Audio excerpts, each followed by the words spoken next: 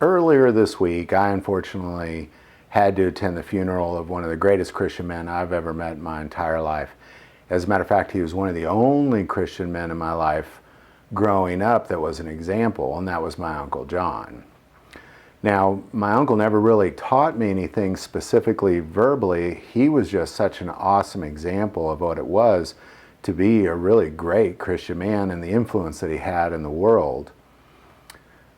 Unfortunately, we've all seen that in the church, there's just some terrible behavior. As a matter of fact, I'm about ready to put out a video of the top 10 worst things I've seen the church do. There are some pretty terrible things out there. On my way down to the funeral, I was driving down there with my brother, and I was really just sharing some of the hardship I've had in the Christian institution that I'm the leader of.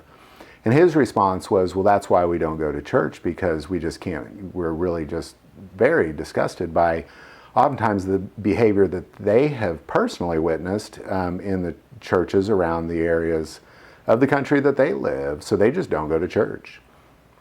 And my response to that is always, you have to go to church. The church is the steward of the Christian faith until Jesus Christ returns. If you don't like the way that it's going, then you really need to become a bigger part of the church and make some changes. Every single church that I've ever been a part of was really eagerly seeking out individuals who would take on some leadership roles and maybe take on some ministries involved in the church. So it's not hard to make changes in pretty much most churches. And if you don't like the way that a certain church is behaving that you go to, well, then go support a church that is behaving the way that you believe that the Christian faith should be stewarded. Because in the end, if we all just get upset at what the church is doing and then we leave and don't go for that reason, well, then who is the steward of the Christian faith until Jesus Christ returns? It's all the people making the wrong decisions and behaving poorly and badly. That's why you need to go to church. So I really kind of want to just urge everybody. I mean, goodness gracious, as the leader of a Christian school, there's many times where I think, well, what in the world is wrong with people? Why would they behave this way? And I don't necessarily want to always be engaged in those kind of conflicts, but you know what?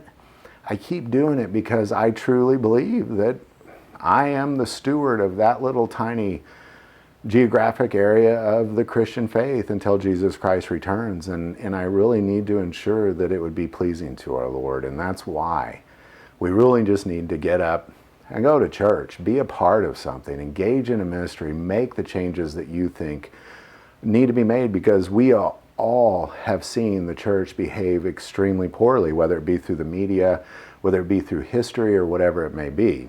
We've all witnessed it, and we could probably write a library full of books that just talk about how terrible Christians behave in the church. That's why we need to go to church.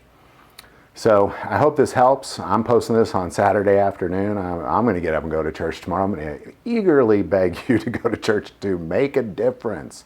Change the way that the church is engaged in the United States, because there's also a true fact that everybody needs to be aware of, and that so as the church in America goes, that's the same direction the country generally goes. So make the changes that you think are necessary. If you like this video, click like and subscribe. The most important part of this channel, we take prayer requests, so never hesitate to send those stuff in. Thank you for watching this episode of God, Family, Guns. And as always, love God, love your family, and love guns.